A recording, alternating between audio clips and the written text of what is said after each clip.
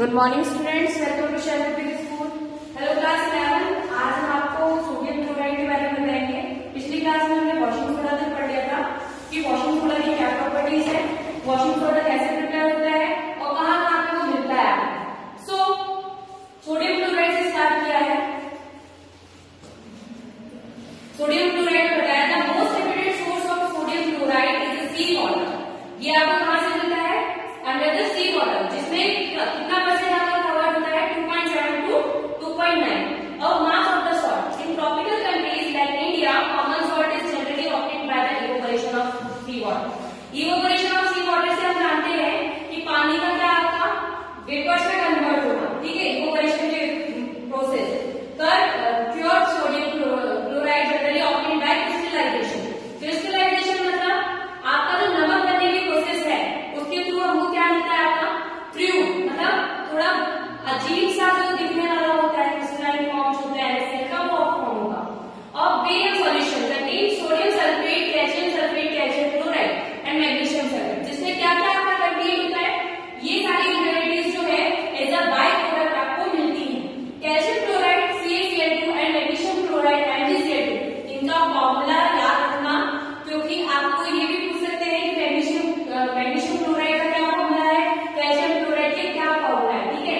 ये आपको इम्प्योरिटीज के फॉर्मूला मिलती है। क्यों? Because they have this element absorb moisture easily from the atmosphere. This element का मतलब होता है कि एटमॉस्फेयर से क्या एब्जॉर्ब कर लेते हैं? आपका मॉइस्चर जो है, मतलब हवा पानी को एब्जॉर्ब करके क्या कर जाती है? जैसे आप नमक को भी खोल के रखते हो तो वो क्या करता है? सीड जाता है, ठीक है, क्योंकि उसमें क्या हो जाती है? वेपर्स जो है बाकी जाके इंटरेक्ट हो जाती है, मिल जाती है। तो obtain pure sodium chloride, the pure salt is dissolved in a minimum amount of water and filtrate to remove the insoluble impurities। जब आप impurities को रिमूव करने की कोशिश करोगे तो कैसे रिमूव करोगे? Crystal of pure sodium chloride separate water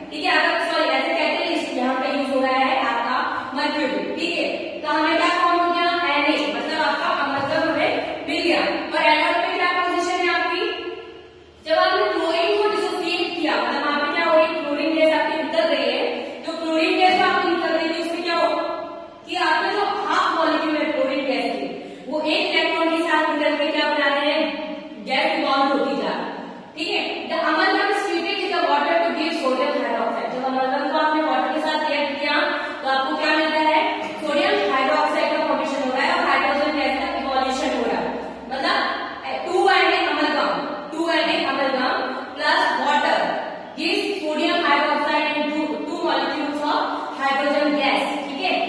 sodium hydroxide is white transparent solid, ये इसकी प्रॉपर्टीज है। सोडियम क्लोराइड सोडियम हाइड्रोक्साइड कैसा है, वाइट ट्रांसल्यूसेंट और सॉलिड है। ट्रांसल्यूसेंट मतलब उसको आप अगर ऐसे फिल्म की तरह यूज करते हो तो आप उसके आसपास क्या देख सकते हो, विजिबल है, ठीक है। इट मेल्ट एट 591 केल्विन, कितने टेंपरेचर पे मेल्ट होना स्टार्ट होता है, 591 kelvin. It's readily soluble in water to give a strong alkaline solution, ये वाटर में डिसोसिएट होके आपका अल्कलाइन सॉल्यूशन देता है। Crystalline of sodium hydroxide are diluted. The sodium hydroxide solution at the surface reacts with CO2 in the atmosphere to form Na2CO3. जब आपका sodium hydroxide solution को हम रिएक्ट कराते हैं तो इसकी सरफेस पे किससे रिएक्ट करता है, आपका कार्बन डाइऑक्साइड से, और क्या फॉर्म कर लेता है एटमॉस्फेयर में, Na2CO3। अब इसके यूजेस देख लेते हैं। It is used in the manufacturing of soap, soap के मैन्युफैक्चरिंग में किसका यूज करते हैं आप, सोडियम हाइड्रोक्साइड का, ठीक है। आर्टिफिशियल सिल्क के यूज में करते हैं, कुछ केमिकल्स में भी यूज करते हैं। In the purification of bauxite, bauxite आपका क्या है, बोरॉन का क्या है, बोरॉक्स का क्या है, आपका एक फॉर्म है और है, ठीक है। In textile industry for the mercerizing cotton fabric को थोड़ा साफ करने के लिए किसका यूज करता है, आपका NaOH का, ठीक है। For the preparation of pure salt and oil, किसकी प्रिपरेशन में, फैट से और ऑयल की प्रिपरेशन में। एज अ लेबोरेटरी रिएजेंट, आपको लेबोरेटरी में भी ये देखने को मिलेगा, ठीक है। इस फॉर्म में, लिक्विड फॉर्म में। Sodium hydrocarbonate, baking soda, baking soda से आप सब लोग वाकिफ हैं, केक्स वगैरह जो आपके घर में बनते हैं, ठीक है। खमीर लाने के लिए किसका यूज करते हैं, आपका बेकिंग सोडा का।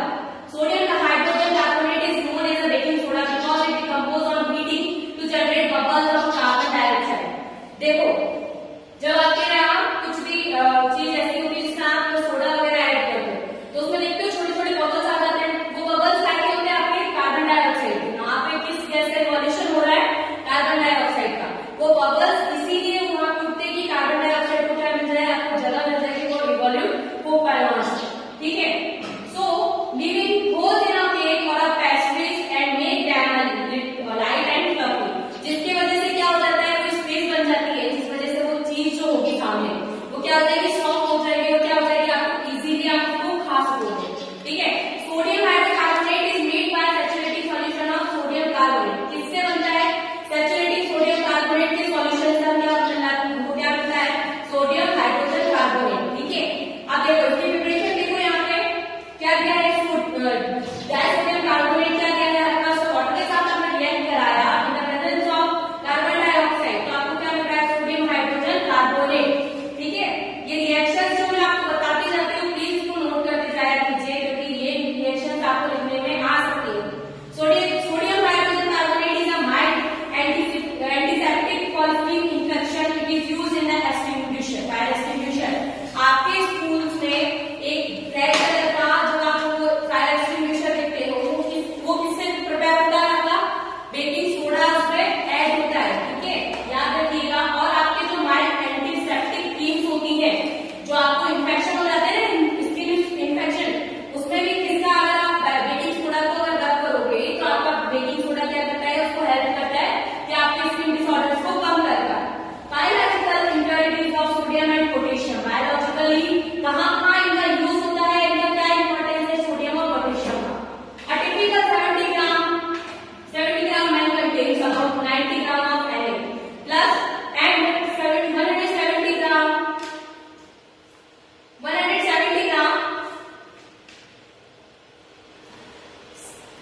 Gram of potassium compared with only 5 gram of iron and 0.06 of copper.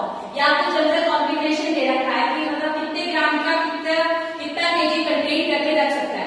Sodium ions are found primary on the outside of cells, cells के बाहर के शेल्स में आपको क्या मिल जाएगा, सोडियम आयन्स मिल जाएगी। बिगिन located in your blood plasma, आपके ब्लड प्लाज्मा में किसका प्रेजेंस होता है, आपका सोडियम का। And in the interstitial fluid which surrounds the cells, cells के पास में आप देखते हुए हल्की से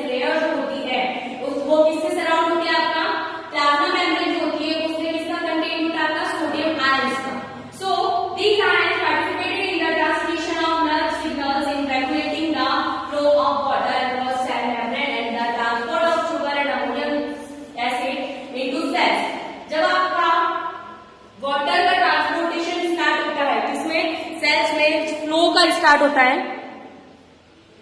so the ions participated in the transmission of nerve signal. Nerve signals में आपको अगर मच्छर काटेगा तो कैसे पता चलेगा कि आपको मच्छर काट रहा है? जब आपकी नर्वस सिस्टम आपको आपके माइंड को ऑर्डर ही नहीं देगी कि आपको मच्छर काट रहा है, वहां पर आपको मारना है, उस मच्छर को भगाना है, तो कैसे आप कर पाओगे? तो नर्व सिस्टम में किसका आपका यूज होता है कि आपके नर्व सिस्टम कितने एक्टिवेट है, ठीक है।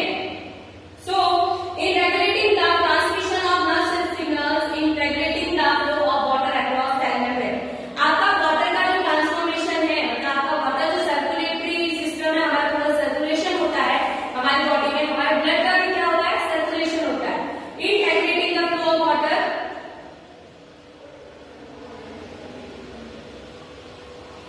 and cell membrane and the transport of sugar and ammonium acid. Ammonium acid generally आपके प्रोटीन्स में पाए जाते हैं, ध्यान रखिएगा इसको। Sodium and potassium are also similar chemical differ quantitatively in the different in their ability to permeate cell membrane. Cell membrane के बच्चों काम ये होता है कि वो परमिटिविटी किसको देनी है, आपके सॉल्युबल सॉल्वेंट और सॉल्युबल सॉल्वेंट और आपका सॉल्युबल कंपाउंड जो होते हैं उसमें परमिटिविटी के काम क्यों कौन करता है? आपका सेल मेम्ब्रेन। अगर सेल मेम्ब्रेन आपका सॉल्वेंट से क्या अलाउ नहीं करेगी, सॉल्यूट को अलाउ नहीं करेगी मूवमेंट को। नेक्स्ट क्लास में सॉल्यूशन एक चैप्टर पढ़ोगे जिसमें आपको पता चलेगा क्या कि आपका मूवमेंट कैसे होता है कंपाउंड्स का। तो सेल मेम्ब्रेन जो है वो प्रोटेक्ट करके रखती है कि आपका मूवमेंट इम्प्योरिटीज का कहां नहीं हो, सॉल्युबल कंपाउंड में या सॉल्वेंट में ना हो, ठीक है। तो बड़ी सेल मेम्ब्रेन हमारी बॉडी में रिप्रेजेंट होती है। They are different qualitatively in their transport mechanism and their efficiency to activate enzymes. Enzymes कौन से होते हैं?